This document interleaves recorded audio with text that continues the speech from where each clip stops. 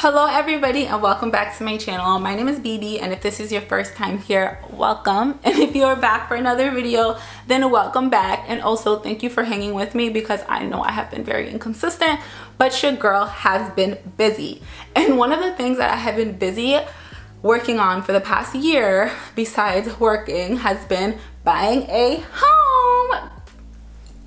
If you notice the background is a little different, it is because I just closed on a home about a month ago, and with me purchasing a home as a travel nurse, I ran into some issues, some challenges, but I was able to overcome them and I was able to close. With that being said, and I've documented the whole journey on my Instagram, which I will put right here so you guys can follow me on Instagram. Please do, please do, please do. I ran into some issues, and if you are somebody who is planning on purchasing a home as a travel nurse, you are going to run into these issues as well, I can promise you.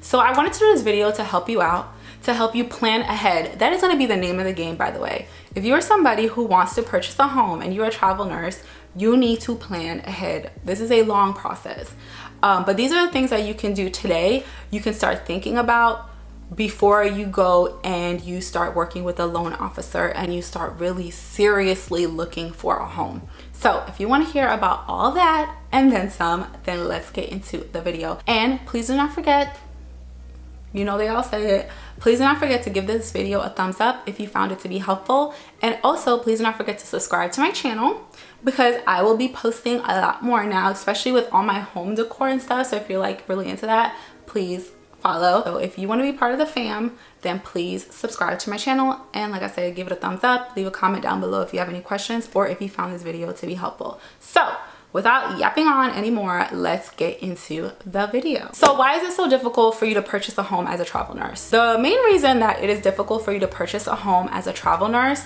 is because lenders look at us as if we are inconsistent.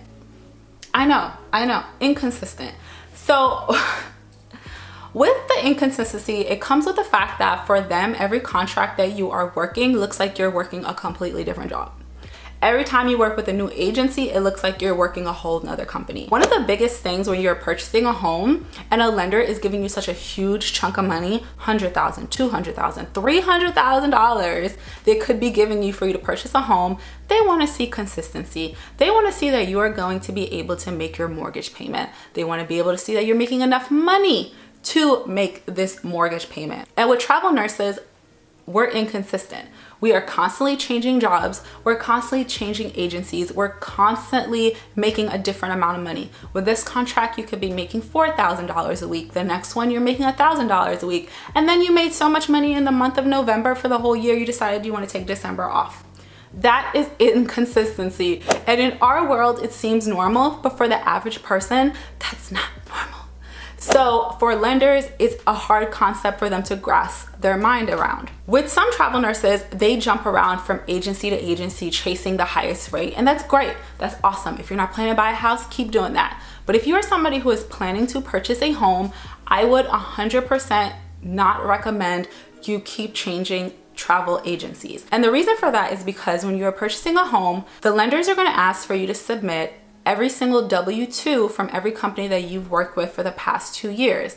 And if you are somebody who has worked with 6, 7, 8 different agencies, that's gonna be a problem. On the surface, it's gonna look like inconsistency because it's gonna look like you worked with 8 or 9 different companies within the past 2 years. And on top of that, they have to chase these 8 companies and ask them for when you began working for them and when you ended working for them. And they also ask a few other questions that I personally don't know about because they reach out directly to the travel company. I just give them the information for HR or the phone number to the company and they ask them those questions. But those are the 2 questions that I know for a fact that they always ask: when you start, when you ended, because that makes up your employment history. The other problem is the fact that we have fluctuating wages. That is a problem because when you are going to purchase a home, there is a formula that the banks will use. Simply put, if you are somebody who's making $1,000 a week, you are not going to qualify for $1 million home. If you're making $10,000 a week, you may qualify for $1 million home. So based on your income, the banks will use this in a formula to determine how much money they are willing to loan you. They also use that formula to determine the highest mortgage payment that they feel like you can afford. So they look at your debt and then they look and balance it out to see, can this person have a $1,500 mortgage when they have a $1,000 car payment and a $1,000 student loan and credit card debt that's like $700 a month? These are high numbers. So like I said, I'm just using different examples. Taking breaks. So taking breaks is something that you are not going to want to do if you are somebody who is a travel nurse that is wanting to purchase a home. When you take a break of a month or 6 weeks or however long it is that you're not working, this is a problem, because part of you submitting an unemployment history is also explaining gaps in your employment history. Anything that is probably more than 3 weeks, you have to explain. Lenders do not want to see that you went a whole month without working, because the average American, after a month of not working, they go into serious debt, okay? So I'm glad I'm doing this video today, November 22nd, because I know a lot of travel nurses made great income this year and they are choosing to take the month of December off. If you are somebody who is planning on purchasing a home, I would not recommend this. Please do not do it. Please do not do it. I want you to get your house and I don't want you to not secure your loan, because you do not want to take a break because it does not look good for lenders. It doesn't look good, okay? You're submitting 8 W-2s. You're saying that you're taking month breaks at a time. 1 month you're making X amount of money. The next month you're making this amount of money. That does not show stability. To the banks, this does not show that this is somebody that we can trust for 30 years to pay their mortgage on time. So if I were you, I would not take that month off. The other thing you may want to keep in mind, and this is from a girl who's been traveling prior to the pandemic, taking the month of December off is not a great idea because everybody is going to be wanting to start in January. And this is not just for people who are already travel nurses. A lot of nurses, January is like a new year, new me mentality, and that is when they want to start their first travel contract. So you're going to be competing with a lot of nurses for a job.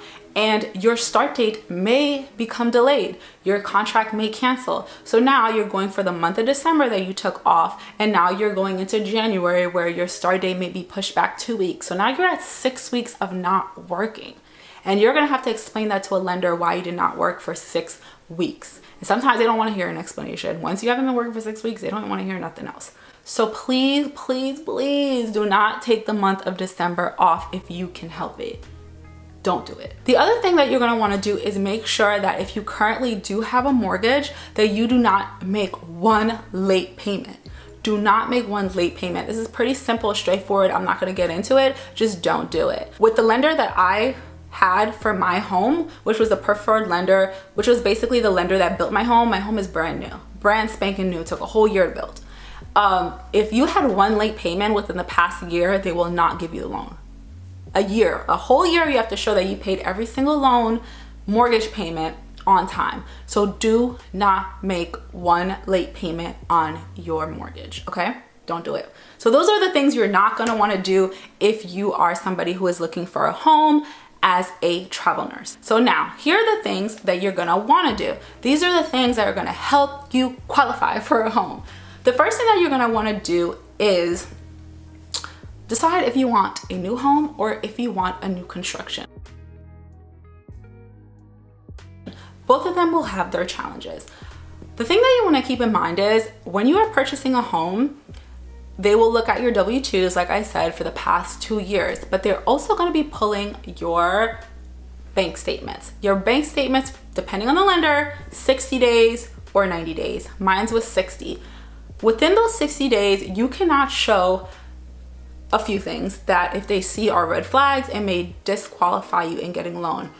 Any large chunk of money that's more than $1,000 or $2,000, anything that has been deposited into your account, your bank account, that is more than $1,000 needs to be explained. It has to have a source. And simply put, they just want to make sure it's coming from a legal place, okay?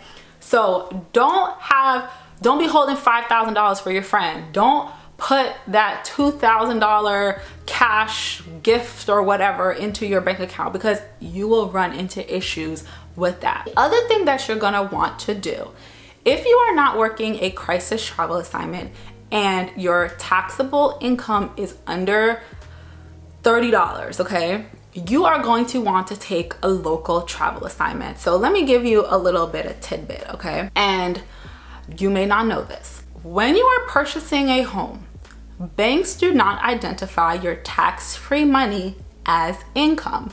It does not count towards your income. So when they're calculating how much money does BB make in a year, the money that you make that is part of your check, like when you look at your check and it has like your stipend and stuff, that disappears. The only income they count is what you make taxable. This is my third home that I'm purchasing. My second home I purchased as a travel nurse was prior to the pandemic. And during that time, I was making $20 an hour, which was the average for a travel nurse with the stipends. My bank did not count the stipends. All they saw was that I was making $20 an hour. Even though at the time I was making close to $2,000 a week, to them, I was making $20 an hour. And we all know that $20 an hour times 36 hours is not equal to $2,000.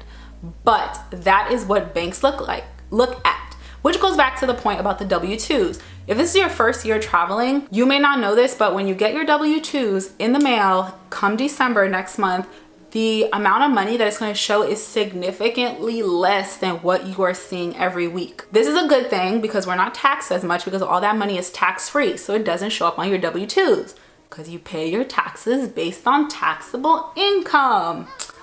See, that should make sense now. And since our non-taxable money, the stipends, the housing, is tax-free, it doesn't show up on your W-2s. So it's a good thing because you're not in a high tax bracket, but it's a bad thing because it looks like you make significantly less than what you're taking home, which is a problem because you're probably thinking, I make $3,000 a week. I should be able to afford this house. And the bank is like, no, actually you make $30 an hour, okay? That's what we're looking at. So a way that you could combat that is to take on a local contract. Now this is a sacrifice because you will be making less money because your whole check is going to be taxed. But in the long run, it's going to help you because now it's going to show that you're making $60 an hour. You're making $70 an hour, and you are going to be able to qualify for more money towards a bigger house, a better house, okay? Even though, and this happened to me because I had to do that in order to secure my house. So even though as a local traveler, I was making $70 an hour, I was making less money. I was bringing home less money a week than when I was a traveler making $30 an hour. Because with the stipends, it brought me up significantly more money take home. But to the banks, the person who's making $60 an hour as a local traveler is making more money than the person that's making $30 an hour as a traveler with stipends. Does that make sense? I hope it did. If you have any questions, just leave it down below. Take on a local travel assignment. So then that way it looks like you're making more money on paper. That's something that you can do. Plan ahead. Planning ahead also includes you doing your own research and finding lenders that work specifically with travel nurses. This may be the best way for you to go because they know how we get paid, they know how our checks are composed of, and sometimes they can even use your tax-free, because that's what the lenders want to do. It's their prerogative. Each lender is different. Some of them will actually take your tax-free money as income, but 90% of them will not. This is not always the best way to go, in my opinion, because you are limiting yourself. And at the end of the day, you want to get the best rate and the best lender. This is a 30-year mortgage, okay? 30 years. If you are 20 right now, you may be paying on this house till you're 50. 50. I don't know about you, but I don't know where I'll be at 50. So it's a huge investment, and you're gonna wanna get the best lender with the best rates, and finding one that only works with travel nurses may not be the best thing for you, but it's also an option. It's also an option. How can you find them? Join a Facebook group, ask your friends, ask other travel nurses that have purchased homes, which lenders they have worked with, and reach out to them and see what they can do for you. Another thing that you can do if you are going to purchase a home as a travel nurse is to pay off your debts. The easiest one that you can start with is your car payment. So one of the things that, I don't know if you know, when you are purchasing a home, one of the formulas that they use, well, it's not really a formula, but one of the things that they do is they want to know every repeated expense that you have every month. So they're going to ask how much you pay every month for student loans, how much do you pay every month for your car payment, how much do you pay every month off a credit card. Those are really the top 3 things that they look into, because those are things that last a pretty long time. Now, depending on how much this is, it also goes into the formula as to how much money they feel like you can afford on a mortgage. If your car payment is like $1,000 and your student loans is like $500 and you have credit card debt that comes out to like $500 a month, that is a huge chunk of your income. And to them, it may look like you cannot afford that house and you cannot afford your mortgage. So one of the things that I recommend that you do is pay off your credit card. Pick one of them and just pay it off. Pay off that credit card, pay off the car. I would probably go with the car. The car, because a lot of people have really high car payments, $700-800, and that's like close to a mortgage, okay? So I would probably pick the car and pay that off, because then it looks like the only other bills you have in your life, the only debt, because that's what they look at it, is debt, is your student loans and credit cards. Pay off those things, just pay them off. Now, the last thing that I'm gonna talk about is new construction versus a pre-owned home. So this is going to be a decision that you're going to have to make. Are you going to buy yourself a house that's, I don't even know what pre-owned home, I think that's what they call it, or a new construction? Now, I'm going to start with new construction because that's what I did. And I did that for a multitude of different reasons, but I went with new construction. And with new construction, it came with its own challenges. If you decide that you want a new construction, the biggest challenge that you are going to face is the fact that you need to show consistency throughout the whole process, from the start when you pick out your lot and they're building your house, all the way till the end when you are going to close on your home. And we all know, as travel nurses, our income fluctuates, our lifestyles change, we take breaks, all that stuff that we're used to doing, and you cannot do that for the whole year that you are being a travel nurse. The other thing, which is something that is out of your hands, which may be an issue if you are deciding you want to do new construction in your building, is the fact that whatever amount of money you were making when you qualified for the home that they're building, in the end, a year later, when your house is done, that income needs to be consistent, the same, close to the same. And as a travel nurse, with everything that's going on now, with crisis rates and everything being so crazy, and the amount of money that we're getting paid is substantially higher than what we've ever been paid, this may be an issue, because a year from now, you may not be making $5,000-6,000 a week. You may be making half that. And when it comes down to it, your lender is not going to allow you to go through with the buying process to close on your home if you are not making close to what you originally said you were making a year ago. I will give you an example, but it all worked out for me. When I first decided that I wanted to buy this home, it was a lot. So I went and I picked out the lot, and before they even start building on the land and everything, you have to go through the lending process, because they're not gonna start building on a house that you can't qualify for. So they qualify you and they're like, okay, she could afford it. You go ahead, start pouring concrete. At the time, I was working in California, and everybody who's a travel nurse knows in California, you make so much money. Now, I was working in California, I was working 5 days, I was on a 5-day-a-week contract, bro. A 5-day-a-week contract. And I was working in California, and that was the income that they used to qualify me on this home. Now, obviously, I did not do that for a whole year, and that's how long it took to build my house. And when it was time for me to close, the other thing that they're gonna do is, when it's time for you to close, they will pull all that information again, okay? So they pull it in the beginning if you're planning to build, and they will pull it in the end when you close on your house. Now, I started this process in December of 2020 and I closed in October of 2021.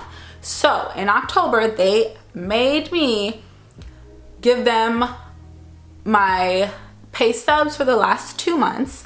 They reached out to all the travel companies and jobs that I had in the beginning back in December to see if I still work there, to see whatever they asked them, but they reached out to them again. I planned ahead because I already knew what was going to happen. What I ended up having to do is I took on a local travel assignment with the same company. So for the past year, I did not change companies. I had 3 that I was working with, and those are the only 3 that I work with throughout this whole entire process. Even though there was companies that were paying a ton of money, crucial, I decided that at the end of the day, I wanted my house. And I knew if I started working with multiple different companies or started adding some more, it was gonna be a problem. So I stuck with the 3 that I had told them I was working with in the beginning. Luckily for me, the company that I had worked with offered local assignments. So I took on a local assignment because at the time I was supposed to close in July. So in July, if I would have took a travel contract, it would have been $30 something an hour plus stipends, and that would have been way too low. Whereas if I took on a local contract, it was going to be $65 an hour. So what I did is for 5 months, I took on a local contract, and it was for 5 months because they kept delaying my closing time. I was supposed to close in July, close in October. That's a whole nother story. So I ended up taking on a local assignment, so then it looked like I was making $65 an hour taxable compared to the 30, okay? So if you are somebody who wants to buy a home, you may have to take on a local travel assignment because it has a higher taxable income. And I did that because, like I said, I didn't want them to be like, you were making da-da-da-da back in December and now you're making $30 an hour. The math is not mathing. The other thing that benefits you if you pick a new construction home is the fact that you can work with a preferred lender. So let me tell you what a preferred lender is. So for me, they were building like 70 homes in my community. So with the 70 homes in my community, I guess the company will pick a mortgage company that is their preferred one, where you will get incentives if you get your loan through this company. Now, the benefit to that is the preferred lender wants you to close. They want you to get the house because it makes everybody money. It makes the builders money, it makes them money. They want to work with you. So that way, they are a little bit more lenient, a little bit more forgiving with certain things as far as like travel nursing and income fluctuation, that kind of thing. They're not gonna make miracles happen, but they will work with you a little bit more. So that's one of the things that worked out in my favor. I went with the preferred lender, and with the preferred lender, they were able to make it happen for me. Okay, so now let's talk about the benefits of getting a pre-owned home. So the biggest benefit of getting a pre-owned home is the fact that you can get qualified and just get it over with, get in your house within 90 days and you're done. That's the biggest benefit to me. Once you're qualified, you can get your house and you're done with it and you can go back to living your best life, okay? But it's very tricky depending on where you live because it can be a very quick process.